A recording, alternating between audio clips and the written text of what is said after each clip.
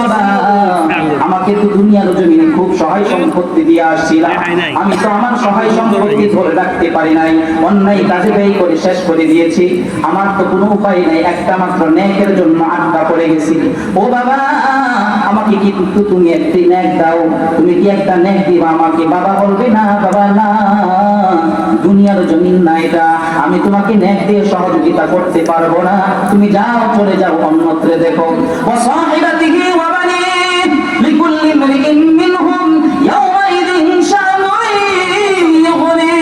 তখন বান্দা সকল দরজা থেকে ফিরে এসে সহায় সম্পত্তি সবকিছু হারিয়ে, সন্তানের কাছ থেকে ফিরে, বাবার কাছ থেকে ফিরে, মায়ের কাছ থেকে ফিরে, ভাইয়ের কাছ থেকে ফিরে, তখন অসহায় অবস্থায় আল্লাহ তাআলার দরবারে গিয়ে হাজির হবে।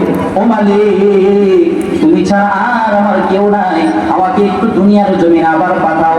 আল্লাহ তাআলা বলবেন না বান্দা না, দুনিয়ার জমিনে তোমাকে পাঠানো হয়েছিল, আমি তোমাকে আলেম উলামা দিয়ে সতর্ক করেছি, নবী দিয়ে সতর্ক করেছি, কুরআনুল কারীম দিয়ে সতর্ক করেছি, তোমরা শোনো নাই, শোনো নাই, এখন তোমার ফয়সালা হলো, তুমি জাহান্নামে চলে যাও। খুযুহু ফাগুল্লু সুম্মাল জাহিমা সাল্লু।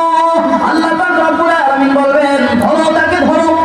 আল্লাহ তাআলা ফেরেশতাদেরকে বলবেন ধর, এরকম ভাবে ধর বলার সাথে সাথে দিবে দৌড়। ও ভাইয়ের আমার, 70 হাত লম্বা শিকল দিয়ে তাকে বাঁধা বেঁধে ফেলা হবে।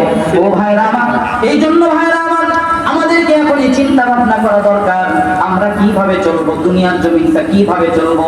একটু আমরা যদি ভালো হই, ঈমান নিয়ে কবরে যাইতে পারি, তাহলে আল্লাহ পাক রব্বুল আলামিন তাকে জান্নাতের বাসিন্দা বানায় দিবে। আমরা কি জান্নাতে যেতে চাই?